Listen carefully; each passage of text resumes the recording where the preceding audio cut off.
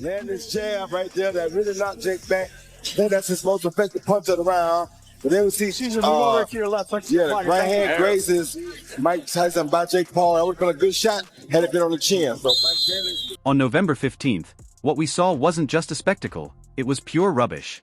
But now, Mike Tyson has finally exposed the bizarre secrets behind his fight with Jake Paul. Let me make one thing clear. This isn't just another staged moment or a simple publicity stunt. There's a lot more going on here than what's been shown to the public. Stay tuned as we dive into the shocking details you won't believe. Paul land a beautiful jab with right hand first. Right there, and knocked Mike off balance 2 times. And Mike was highly off balance right there. I don't like how his legs look. Something wrong with the mouth gear. That affects his oxygen. We're talking about Mike Tyson, the guy who once knocked out a bear, now revealing some seriously strange behind-the-scenes details. If you've ever seen Tyson in the ring, where his punches seemed capable of shattering walls, you'll be shocked to hear how, during the Jake Paul fight, his punches barely landed. That legendary Tyson power was nowhere to be found.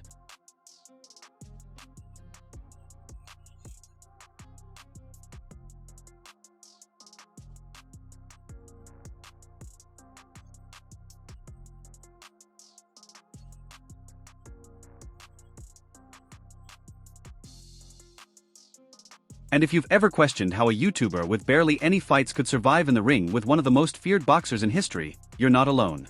Tyson himself just lifted the veil, and the truth is wilder than any meme Jake Paul could make about it. So before you jump to conclusions about the fight being just another money grab, get ready for some jaw-dropping revelations. They're definitely uninformed. Yeah. Because here's the thing, he is 57 years old. He will be 58 when they fight. He has had a long fighting career. He has been knocked out by massive men like Lennox Lewis and Evander Holyfield. You know, he's had a lot of blows. Mike Tyson was right, and I was wrong. You know, you guys know the whole story about Shark Week, and you know, if you don't, I begged him not to do the Roy Jones fight.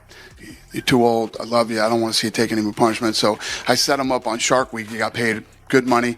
And he's like, you fucking... So he almost flipped out the last day and was ready to kill everybody on the boat because he had to jump in with all these sharks again in the middle of Florida. And he's like, this fucking asshole says that, you know, he cares about me and everything else. I've been fighting since I was 12. And he throws me in the ocean with a bunch of sharks. He was right about that, too. But he basically said, I told him, Mike, you're basically 60 years old. And he's like, you honestly think this kid's going to do anything to me? For anyone who thought Jake Paul was rising through the boxing ranks the traditional way, training hard, fighting harder, and earning respect in the ring, Tyson's expose will be a harsh wake-up call. Apparently, boxing isn't about boxing anymore with Jake Paul. It's about image, marketing, and fat paychecks, all wrapped up in a meticulously crafted spectacle. Was scripted. Everyone is talking about this on X, and the script was actually leaked on X a few days ago. Now this script has went viral. Let's see how accurate it was. The opening bell rings, Tyson is showing flashes of his old form, which actually happened. As soon as the bell went, Mike Tyson came out with that head movement pushing forward. Immediately he stalks forward with his signature bob and weave style. Now let me just stop right there. Even before I sing this script, that's exactly what was going to happen. Like, what else would happen? Would Mike Tyson come out? The fight was scripted. Jake Paul doesn't just prepare for fights. His team choreographs the entire experience months in advance. That over-the-top feud you saw at the press conference? Scripted. The heated social media arguments? Planned to the last tweet. Tyson revealed that every moment leading up to a Jake Paul fight is staged for maximum attention. This isn't about rivalries or pride. It's about building Jake's persona. Win or lose, the goal is the same. Keep Jake Paul at the center of every conversation, from viral moments to vintage fight posters. Many are upset over the Jake Paul and Mike Tyson fight, with some people claiming that it was rigged because many people bet a lot of money and they lost a lot of money. Allegedly, there's this script that got leaked showing how the fight was supposed to go down between Mike Tyson and Jake Paul. This was actually covered by World Star Hip Hop. So let's read this alleged script and see how the fight was supposed to go down. So round one was supposed to go like this. The opening bell rings and Tyson, showing flashes of his old form, immediately stalks forward with his signature bob and weave. By the time Jake steps into the ring, millions of fans are already glued to their screens, fully invested in the drama. Tyson explained that the fight itself is almost secondary to the hype machine behind it. The headlines, hashtags, and viral moments are what really matter. It's boxing reimagined as a reality show, with Jake as both the protagonist and the villain. He's playing a character, not an athlete. Jake Paul landed a beautiful jab with right hand first, right there, and knocked Mike off balance 2 times. And Mike was highly off balance right there. I don't like how his legs look. Yeah, something wrong with the mouth gear. That affects his oxygen intake. In the third round of his fights, Jake Paul seems to undergo a sudden transformation. You can see the confidence boost as Jake goes from hesitant swings to landing punches with theatrical precision. But is it raw skill, or part of the pre-arranged spectacle? And did you notice Tyson's legendary power was missing? Yes, you heard it right. This sudden shift might be another carefully timed act to keep the crowd invested, making Jake look like he's rising to the occasion. Whether it's adrenaline or clever choreography, one thing's clear: Jake knows how to create a moment that keeps fans talking and buying tickets for the next match.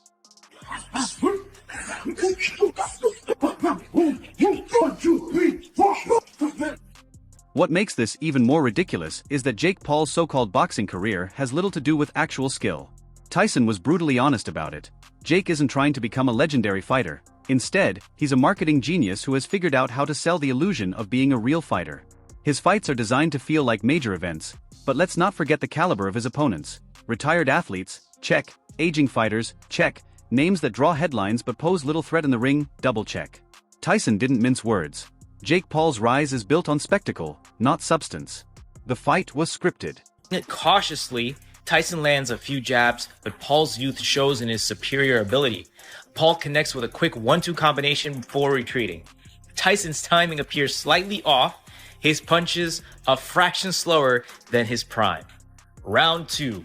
Tyson comes alive, cutting off the ring more effectively. He lands a thunderous left hook to Paul's body that draws a collective gasp from the crowd.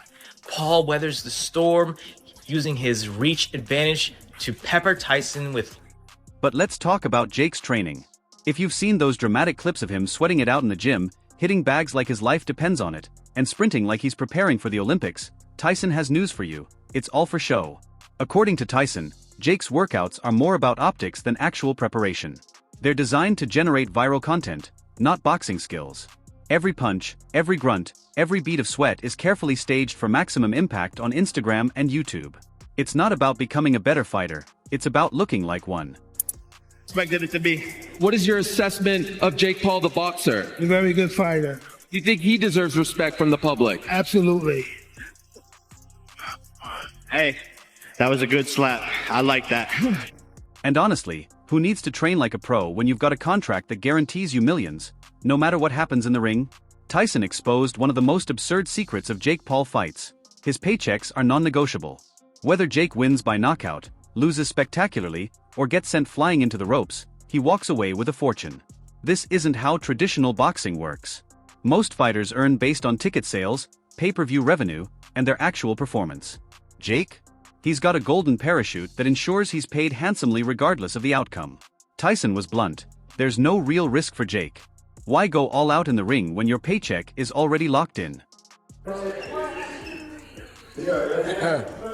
That wasn't a good one. It wasn't a good one. Yeah. Overall, how'd you just see how Jake fought, how Mike fought? Well, you know, you can tell something was wrong with Tyson's leg. Yeah, the knee. So he couldn't, his balance was off. Oh, that's crazy. You noticed that. I just talked to his trainer and he told me that exact thing. Yeah. His balance was off. His balance was off. Yeah. Yep. Wow. You know, overall, like, how do you see Jake growing from this, and who do you want to see him fight against now? Well, you know, I'm like... But it doesn't stop there. Tyson also revealed how Jake Paul's team manipulates fight conditions to give him every possible advantage. One of their favorite tricks? Weight clauses. Tyson explained that Jake's team negotiates strict conditions that work entirely in his favor. Need to cut weight quickly to outpace your opponent? No problem. Want to bulk up at the last minute to overpower them? Done. These behind-the-scenes moves tip the scales, literally, in Jake's favor.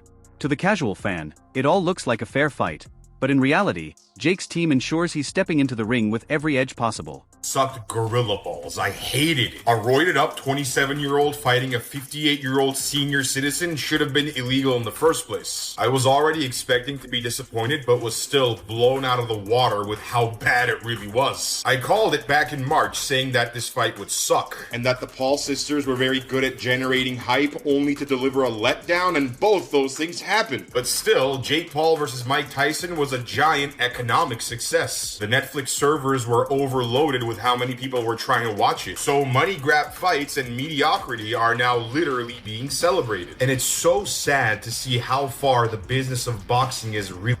Then there's the media manipulation. According to Tyson, Jake Paul's team are masters at controlling the narrative.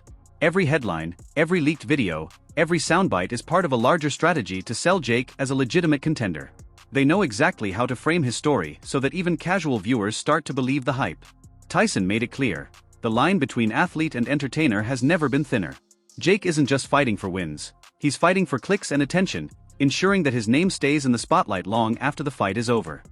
Pleasure you can take from beating an old Mike Tyson. I believe he actually won the first 2 rounds. Jake Paul probably won the rest of them. Mike Tyson's legs were gone, man. They were gone. And I believe Ryan, I got to give Ryan credit on this one, man. Because Ryan from Sports Wars, he did say that there would be like a no-knock. What's really infuriating, though, is how Jake's contracts are structured to prioritize his image over everything else. Tyson revealed that there are clauses in place to ensure Jake always comes out looking good, even if he gets knocked out cold. The narrative will be spun in his favor, no matter what happens. This isn't about building a legacy in the ring, it's about building a brand that can survive any outcome. Tyson pointed out that Jake's focus isn't on boxing, it's on staying relevant. And honestly, he's a master at it. That wasn't a good one. It wasn't a good one. No. Yeah. Overall, how'd you just see how Jake fought and how Mike fought? Well, you can tell something was wrong with Tyson's leg, so he couldn't. His balance was off. Oh, that's crazy. You noticed that. I just talked to his trainer and he told me that exact thing. Yeah. His balance was off. His balance was off. Yeah. But let's not forget the money. Tyson broke down how Jake Paul's fights are less about competition and more about cash. From pay-per-view deals to sponsorships, Jake's fights are financial gold mines. Traditional boxers fight for titles, glory, and respect. Jake fights for dollar signs. Tyson didn't hold back, calling out how this approach is turning the sport into a cash grab. It's not about who's the better fighter anymore. It's about who can sell the most tickets. I'm not even going to sit around and wait for the result of that Jake Paul-Mike Tyson fight. That was the most pointless, stupid fight in the history of boxing. That was absolutely pathetic. Netflix couldn't even get your streaming situation figured out. What was that? Everybody's stream was lagging. You couldn't even figure that situation out. And then your first big launch of this new sports streaming thing that you want to do is this Jake Paul-Mike Tyson fight where Mike Tyson is clearly, I love Mike. Love him. My dad is a massive, massive Mike Tyson fan. He was texting me saying how depressing it was for him to watch this. Jake Paul was selling it, I'm gonna kill Mike Tyson. I'm gonna fuck him up. And what happened? He showed mercy to Mike Tyson in the ring because Mike Tyson just didn't have it anymore. He had no legs under him. If you don't want to hurt the guy, why are you fighting him? Just to con us? To con people into buying more Netflix subscriptions? This fight... Tyson's concerns go beyond just Jake Paul, though. He warned about the larger impact of influencer-driven boxing on the sport as a whole. Real boxers dedicate their lives to the craft, training for years to earn their place in the ring, but now they're being overshadowed by social media stars who can barely throw a proper punch. Tyson fears that this trend is eroding the integrity of boxing, turning it into a spectacle that values fame over talent. Point did you start to take your foot off the gas just a little bit because you noticed he was tiring out? Yeah, definitely a bit. I wanted to give the... And really, that's the crux of the issue. Jake Paul's rise isn't just about him, it's about what his success says about the state of boxing. The sport has always been a test of discipline, skill, and heart, but with Jake Paul, it's become a stage for influencers to cash in on their fame. Tyson's revelations shine a harsh light on this new reality. Boxing isn't about the love of the game anymore, it's about who can generate the most buzz. They went in, but Mike Tyson versus Jake Paul. What do we got? Mike Tyson is 58 years old, Jake Paul is 27. 31-year difference. Most of us wanted to see Mike Tyson win. The nostalgia, we rock with Mike. A lot of us support Mike. Jake Paul, you know, the famous YouTuber that stepped into boxing. And we're not going to go that far. We're not going to kill him. So this was never really touted to be no real shit. A 31-year-old difference. But the fact that we support... In the end, Tyson's exposed strips away the facade of Jake Paul's boxing career, revealing it for what it really is. A carefully crafted spectacle designed to entertain, provoke, and most importantly, make money. From pre-fight drama to guaranteed paychecks, weight manipulations to media puppeteering, every aspect of Jake's rise is orchestrated to perfection. It's not about winning titles, it's about staying in the spotlight. First 30, 45 seconds, that's it. It was a wrap. After that, he really had Jake Paul on his bike for a second. Let's be real. Jake Paul was on his bike for about the first minute of the first round. But after that, where was Mike? Nowhere to really be found. We just watched him bite his glove the whole time. Roy Jones in there commentating, talking about his mouthpiece. No, that's just Mike being Mike, biting his... The saddest part? It's working. Jake Paul has built an empire on the back of a sport that he's effectively turned into a circus. Love him or hate him, there's no denying his success. But as Tyson pointed out, the cost might be the very soul of boxing itself. Right hand to the body after the jab, lay the jab there and do a good right to the body. Push Mike off balance again because Mike wasn't ready for it. You don't like to see those kind of punches land because that tells you that the reflexes are off and where you should be. To us tonight, can find out sometime. But in terms of Jake Paul, you're right, Roy. He's turning into a boxer. Yep. Oh, good shot. For now, Jake Paul is laughing all the way to the bank while the rest of us are left wondering what this means for the future of the sport. Will fans eventually tire of the spectacle, or is this the new normal? One thing's for sure, as long as there are cameras rolling and checks to cash, Jake Paul isn't going anywhere. He still might chase Jake around the ring like that. Again, these are 2-minute rounds. Tyson requested the 2-minute rounds, wanting to see more action. He just landed the overhand right, testing the beard of Paul. When we see Mike early, land this jab right there that really knocked Jake back. I think that's his most effective punch of the round. But then we see move over to your left. So the right hand grazes Mike Tyson by Jake Paul. That would have been a good shot had it been on the chin. So Mike barely escaped that one. Let's go. Well, I don't like Mike's legs at 58 though. The first round he's won in more than 2 decades. Yeah, I don't like Mike's legs. Mike Tyson has pulled back the curtain on the wild, bizarre world of Jake Paul's boxing career, and the revelations are too outrageous to ignore.